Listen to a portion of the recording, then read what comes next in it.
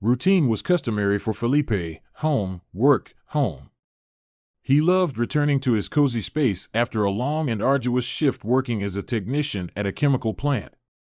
The journey home, though often already dark in the evenings, always relaxed him and helped him forget about the heavy workdays, providing enough time to daydream.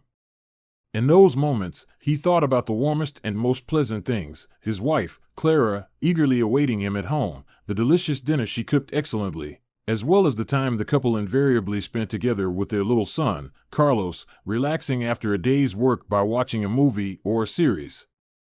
Felipe never found it difficult to return home late in the evening, even in twilight and darkness. He was always a careful driver, attentive to what was on the road and on the sidelines. Accustomed to the various wildlife inhabiting their area, he understood well that it was easier to hit an animal in the evenings, even if it was a stray dog or a cat suddenly darting under the car. This evening, he smiled in anticipation of the time he would spend with his wife, who also worked at the same factory but finished her shift much earlier than her husband. She returned home with her colleagues, and before Felipe's arrival, she managed to prepare dinner and even tidy up the house, although the man didn't mind helping her with that on his days off. Felipe habitually slowed down as he approached the turn and suddenly noticed movement on the roadside. Slowing down even more, he hoped not to scare off the animal lurking in the darkness of the thickening night. However, upon closer inspection, he immediately hit the brakes. For a couple of moments, he stared into the darkness, wondering if he was imagining things, but then he saw a faintly rising thin, small hand covered in blood and dust. Jumping out of the car, the man hurried towards what he mistook for an animal. With each step, his eyes widened more and more, and his body was seized by shock. Lying in the grass and dust was a very young girl, contorted in pain and fear. As he approached, Felipe realized that the child couldn't have been more than 12 years old, and she looked as if she didn't know what to do, whether to crawl closer to the road in search of help or away from it to avoid further harm. The sheer panic in the girl's eyes stabbed Felipe's heart painfully as he suddenly realized that she must have been hit by a car or been the victim of an accident. Looking around, Felipe found no trace of a crashed car, and he thought that his initial assumption was probably correct. How and why she ended up so late in this place, he didn't know, but he couldn't help but think that the girl might have been lying in the grass for hours. The man hastily pulled out his mobile phone and cursed. It had died, and now it was just a useless piece of plastic. He couldn't use it to call for an ambulance. Ideally, it should have been the ambulance to transport the victim hit by a car, as moving the child could not only cause her more pain but also potentially worsen her injuries. Glancing around, Felipe realized that there were too few cars on the road at this late hour to wait for help, and who, after all, would stop almost at night for a stranger to listen to a plea to call an ambulance? The man quickly examined the child, touching her fragile body as gently as possible, trying to understand what could be broken. "Hang in there," he muttered, trying to sound reassuring. "Just hang in there. I'll help you." Finding several broken bones and a bleeding wound on the girl's temple, Felipe realized that he should stabilize the fractures and try to stop the bleeding before attempting to take the child to the nearest hospital. Rushing to his car, he quickly grabbed a small first aid kit, picked up a couple of planks lying in the trunk from some repair work he had recently done at home, and returned to the child. Working swiftly, he bandaged the girl and applied splints to her broken bones. "Hold on, and forgive me, it's going to hurt," Felipe said gently. He carefully lifted the child into his arms. Though she cried, she lacked the strength to scream even if he did cause her pain, which he didn't intend. After laying the girl in the back seat, he returned to the driver's seat and headed towards the hospital, glancing back at the whimpering child. The journey to the trauma unit didn't take long, and when Felipe carried the child inside, shouting for urgent help, several nurses and the attending doctor rushed to him almost immediately. Handing the girl over to the professionals, Felipe wearily sat down in a chair as someone questioned him about what had happened and who the girl was.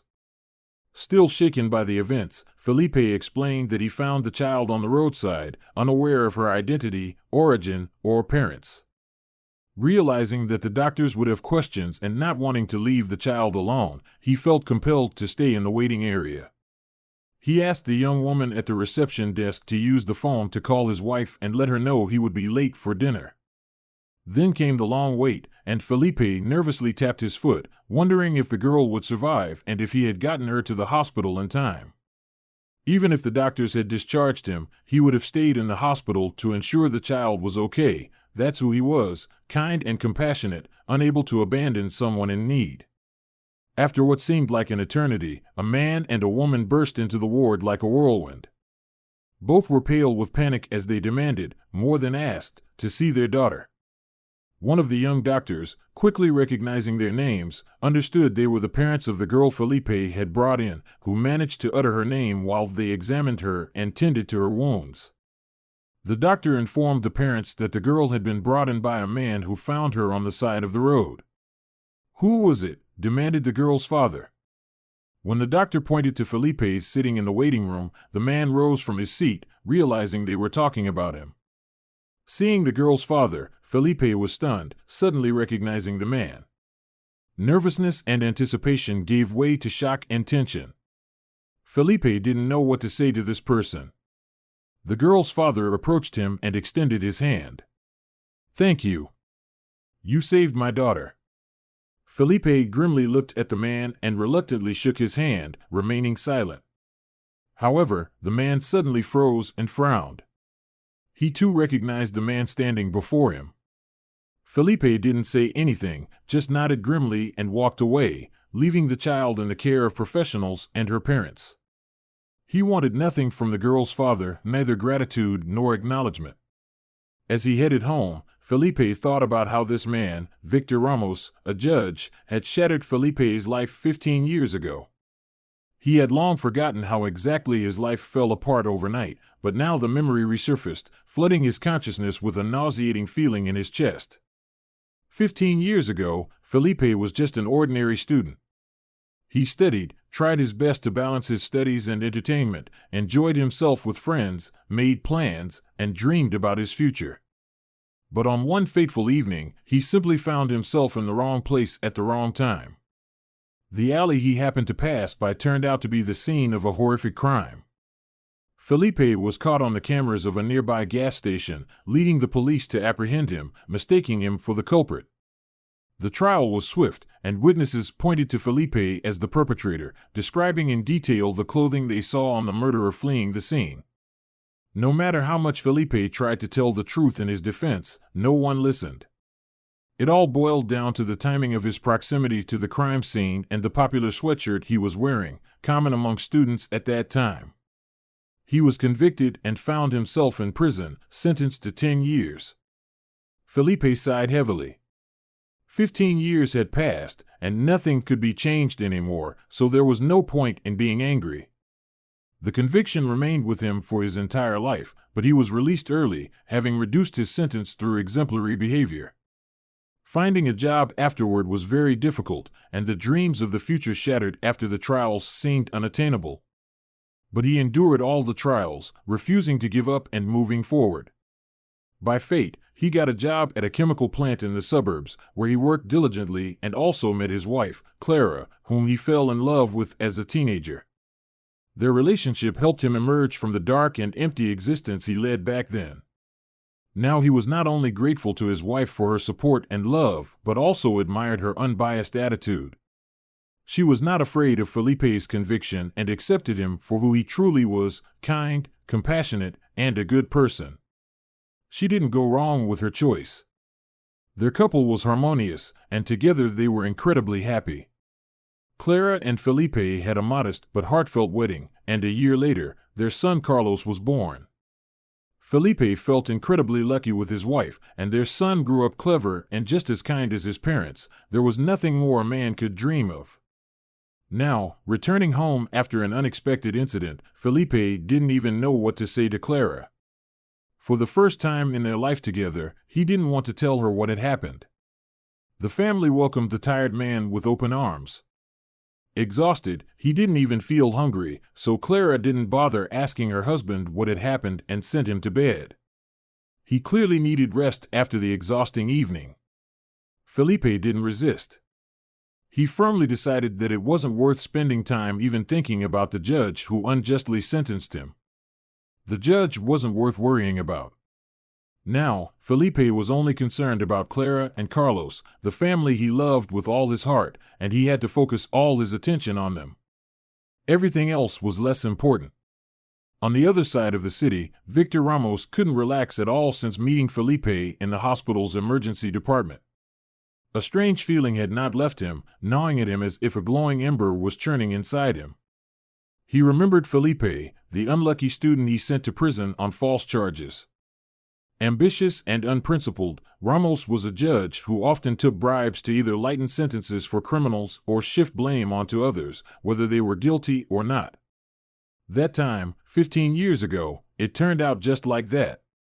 The case was high-profile. A brutal crime committed in one of the city's alleys attracted unwanted attention. The real killer, through an acquaintance, met Ramos and paid the judge to drop all charges against him. The unsuspecting student stumbled into the hands of the police and turned out to be the perfect victim, and Ramos, without a hint of conscience, sent the kid to prison, knowing full well he was innocent. Victor nervously clenched his fists, gritting his teeth. He had dealt with hardened criminals for so many years, but for the first time, he was afraid. Before his eyes stood the chilling gaze of a former convict, and because of this, Ramos couldn't shake the shiver running down his spine. He realized that Felipe had found out about his family. Ramos's daughter could very well have disclosed who she was and where she lived. Ramos understood the danger of what had happened. Felipe would undoubtedly seek revenge on him and his family. The former inmate knew what Ramos's daughter and his wife looked like. For the first time, Ramos was genuinely afraid for the lives of his loved ones and for his own as well. The man pondered how to rectify the situation. Over the years of his work as a judge, he had accumulated many criminals indebted to him for the favors Ramos had done for them. He also had extensive connections in law enforcement. Action needed to be swift. Ramos firmly decided he wouldn't allow Felipe to take revenge on him and his family, and he began calling those with whom he had ties in the criminal world. He knew they could make this problem disappear, or at least initially try to scare Felipe into leaving town. And if the former inmate didn't catch the hint, those same criminals could make him just another statistic, missing or dead. Making sure his case wouldn't be thoroughly investigated was easy for someone like Victor Ramos. The judge managed to gather many of his debtors willing to help him for the services he had provided in the past. Ramos obtained all he could about Felipe. Photos of the student during the investigation of the crime 15 years ago were still easy to find. The criminals listened to what was required of them and promised to take care of everything. They didn't care whom they hurt, so everything should resolve in Ramos's favor soon. Meanwhile, Felipe, brushing off a meeting with the judge who had once falsely accused him, continued living his life, hardly sparing him a thought. And though he still adhered to his usual routine, he gradually began noticing the same people on the street and around his workplace. At first, it could be dismissed as coincidence, but the same cars followed him on the road, and the same faces appeared on the street. Felipe suspected something was amiss. With each passing day, he began to wonder more. Perhaps it was all in his head, or maybe someone was following him. He tried his best to shake off the heavy feeling that all these strangers were purposefully pursuing him, but as it turned out, none of this was a result of the man's imagination. One pleasant evening, as Felipe enjoyed his weekend, he drove into the city to stop by one of his favorite shops and stock up on essentials. He was in a good mood, already planning how to surprise his spouse on their upcoming anniversary, which was just around the corner. However, as Felipe exited the store and headed towards his car parked nearby, he suddenly heard footsteps behind him. Glancing back, he saw the same people he had noticed before, both in the city and around his workplace. The strangers' grim faces seemed menacing, prompting Felipe to quicken his pace, hoping it was some misunderstanding and that the men were simply walking in the same direction as him. But the footsteps behind him quickened, and moments later, someone suddenly struck him in the back. Felipe couldn't stay on his feet and fell immediately. 5 strangers surrounded him and began kicking him, beating him with such force and hatred as if one of these men held a personal grudge against him. Trying to shield his face and head, he could hardly do anything against the 5 tall and strong men silently beating him on the asphalt.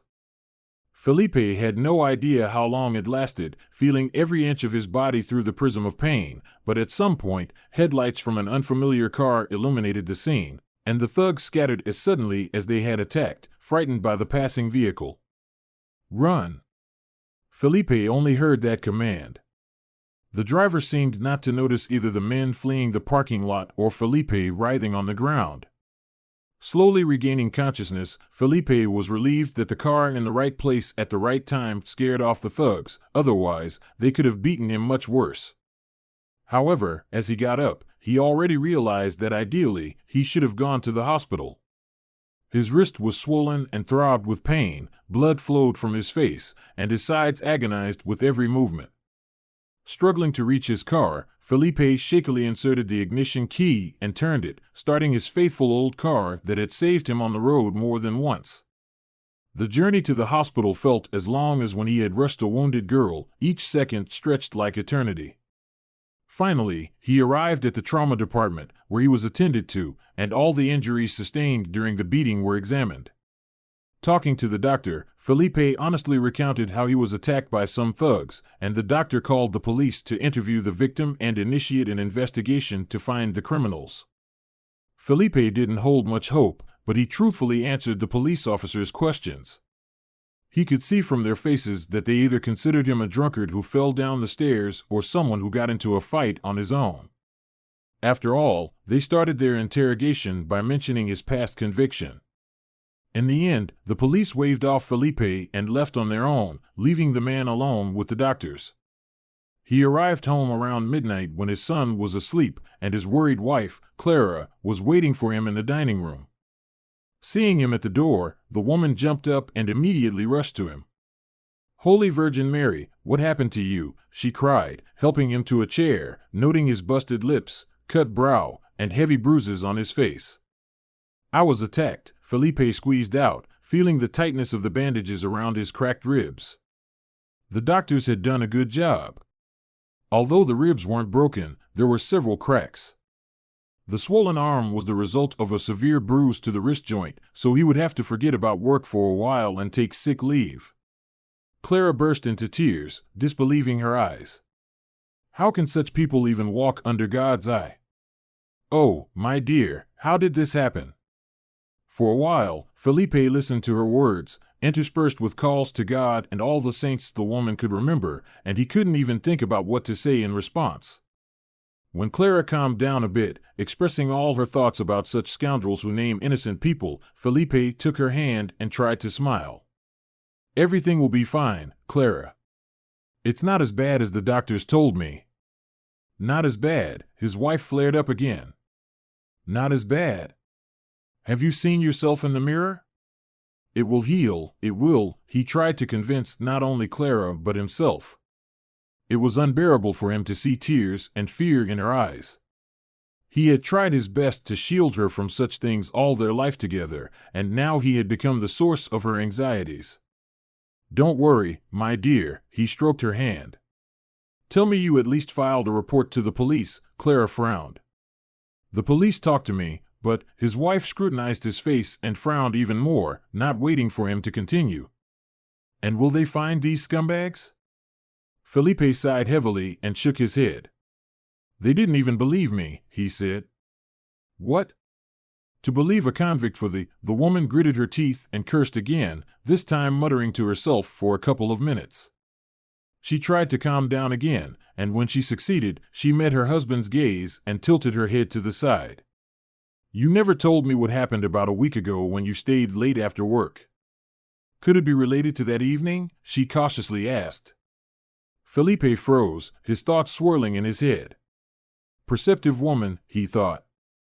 He hadn't even thought about the meeting with the judge nearly a week ago.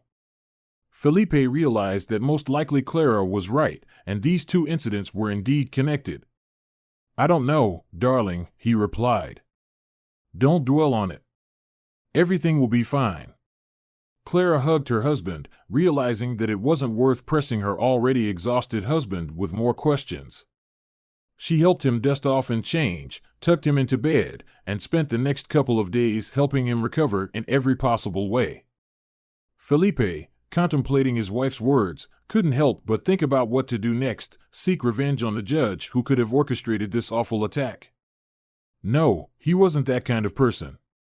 But Felipe did want to have a talk with him, if only to understand why this judge held such animosity towards him.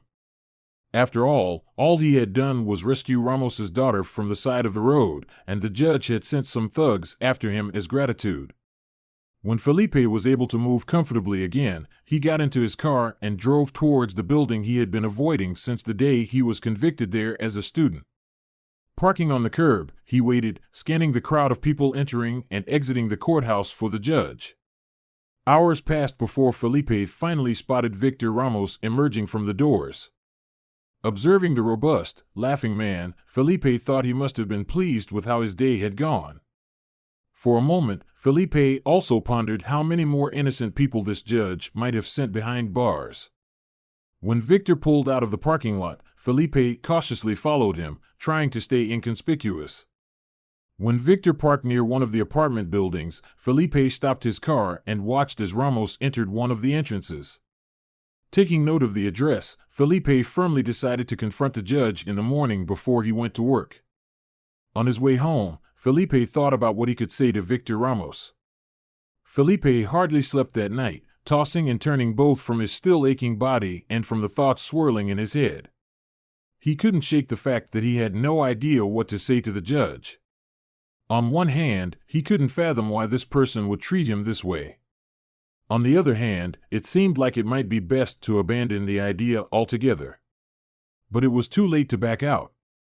Felipe realized that if Victor Ramos could send thugs after him who beat him up, it could very well happen again. And what frightened him the most was the possibility that Clara or Carlos could encounter these scoundrels on their way. That was something Felipe absolutely did not want. He rose long before his wife did, dressed in with a medical mask to hide his bruised face. Felipe pulled his hood over his head and stepped out into the fresh, seemingly calm morning. He arrived at Victor Ramos's house, lost in thought, still unsure of what words to say to the judge. Confirming that Ramos's car was still in its parking spot, Felipe made his way to the entrance and began to wait. He didn't wait long. The door opened, and Victor Ramos stepped out onto the street. Spotting the man in the hood and mask standing right beside him, the judge visibly tensed, though he took a few deep breaths, clearly trying to calm his frayed nerves. "Señor Ramos," Felipe stepped towards the judge, who froze, his face paling with horror. "We need to talk." Removing his hood and mask, Felipe revealed his battered face, and Ramos's eyes widened. "And you're telling me I'm to blame for this? I never laid a finger on you." Victor blustered, trying to collect himself and appear more confident in his words than he actually felt. Felipe raised his hand, cutting off the judge's objections with a gesture, and the judge noticed a very strange, incredibly melancholic look from the former convict. "I didn't come here for revenge," Felipe said in a calm and quiet voice. "I came to remind you that 15 years ago, you imprisoned me for a crime I didn't commit. You knew it, but you did it anyway. I don't blame you, you're human, and humans make mistakes. It's our nature. Everyone has their priorities in life, vices, thoughts, and desires. I don't blame you for giving in to your vices, Señor Ramos. I want to thank you because if it weren't for my time in prison, I wouldn't have met the love of my life. She saw in me not just a released prisoner, but me, and I love her for that. I think you understand such love when you want to shield from any danger and harm. After all, you love your wife and daughter, don't you? I love my wife and son too, and until recently, I didn't care that you still held the position of judge, determining people's fates. I forgave you a long time ago, and if it weren't for your daughter, whom I found by the roadside, I wouldn't even remember you. I only regret one thing, Señor Ramos, the time I lost in prison, my nerves, and health. Otherwise, I live quite happily, and I don't need you, nor vengeance on you, nor gratitude for saving your daughter. I truly hope she grows up to be less corrupt and cowardly than you. I would really like your daughter to become better and kinder." Victor Ramos listened to Felipe and remained silent, suddenly feeling a tremor, not from fear, but from the realization of how cruelly he had treated a man he didn't know. He didn't even realize at first that tears had formed in his eyes. Felipe, interrupting for a couple of moments to catch his breath, concluded, "All I want to ask of you, forget about me and never appear in my life again." He looked Ramos in the eyes. The incredible sincerity of the former convict astonished Victor. He thought he had sent thugs to deal with a criminal seeking revenge on him, but Felipe turned out to be a good and kind man. All Felipe did was selflessly save his only daughter, while he himself acted like a true scoundrel, sending people to beat him up.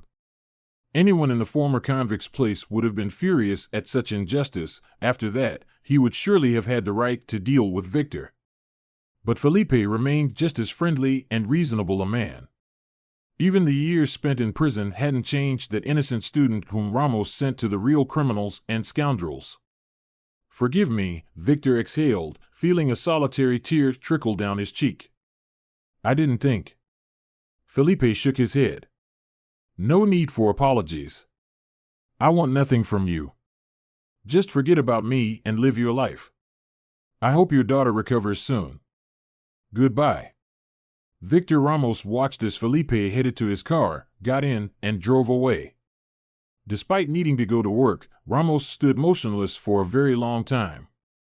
The man he had harmed so deeply didn't hate him. The judge finally made his way to his car, and for a very long time, he sat behind the wheel without moving. He pondered over the words spoken to him and realized that, for the first time in his long life, he had encountered a genuinely sincere and kind person. He was late for work that day, and the following days passed in a haze.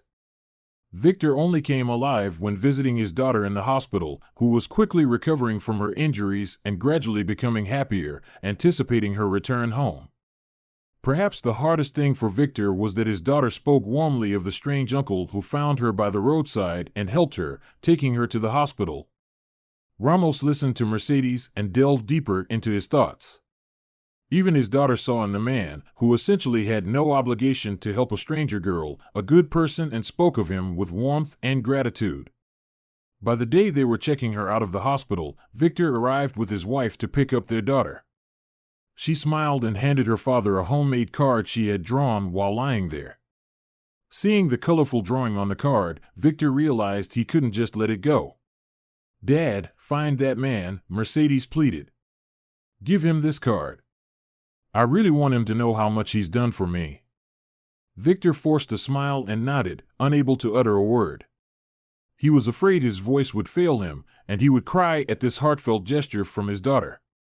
The next evening, he gathered his courage and headed to Felipe's house.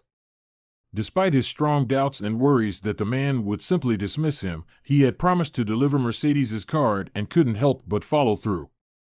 Standing at the apartment door, he hesitated for a couple of minutes, nervously adjusting his tie and constantly glancing at the envelope containing the card and his business card. Finally, Victor rang the doorbell, feeling even more nervous. There was no turning back now. When Felipe opened the door, the smile faded from his face. Victor Ramos stood on the threshold. The judge looked ashamed and uncertain, shifting from one foot to the other. Felipe glanced back at his wife and son, then stepped outside, closing the door behind him so his family wouldn't see or hear their conversation. "I told you to forget about me and never show up in my life again," Felipe said quietly but firmly, not taking his eyes off Victor Ramos. "I understand everything, but the judge hesitated, then handed Felipe the envelope. "My daughter, Mercedes, she got discharged, and she asked about you. She really wanted me to give you this." Felipe indifferently took the envelope but didn't open it, continuing to look at the judge. Please.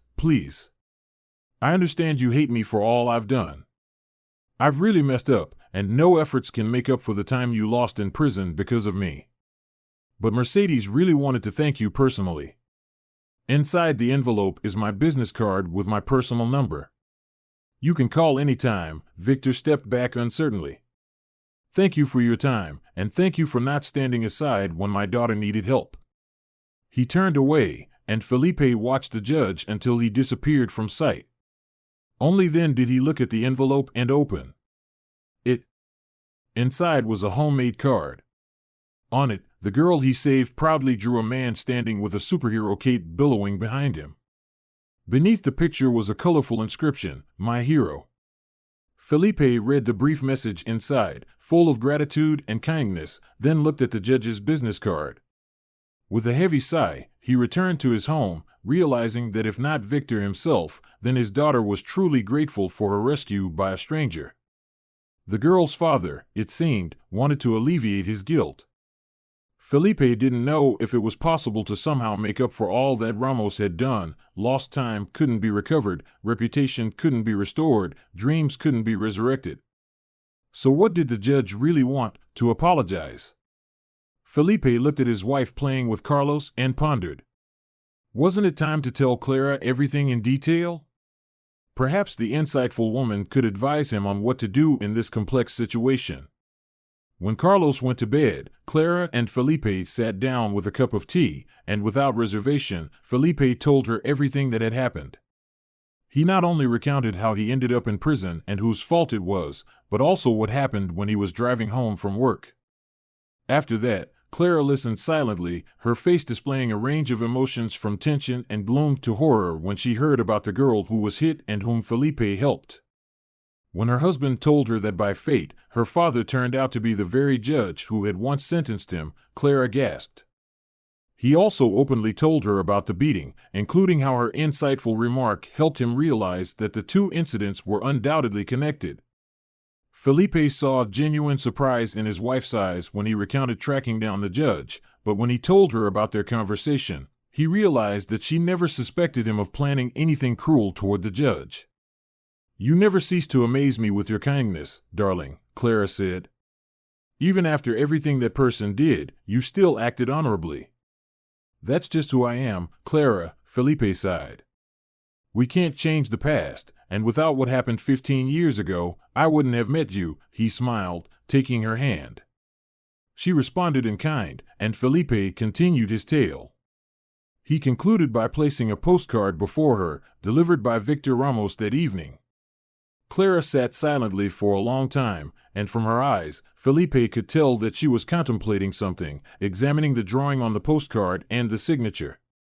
Finally, she sighed and straightened her shoulders, resembling a serious and self-assured woman ready to go anywhere for her husband. "You know what, dear? The girl expressed a desire to thank you in person that already speaks volumes about her being much better than her father. Victor personally delivered this message to you, which means he has already realized how despicable he was to you. You've been offered an olive branch, and personally, I believe you should accept it," Clara said. "So tomorrow, you'll call that judge and arrange a meeting. If necessary, I'm ready to go with you to support you." Felipe hugged his wife, grateful for having found such a woman. Fate had arranged his life in such a way that Clara saved him like an angel sent from above and continued to support him even when he didn't tell her all the details of what happened. She loved him in ways he hadn't even dreamed of. The next morning, he called Victor Ramos under Clara's attentive gaze.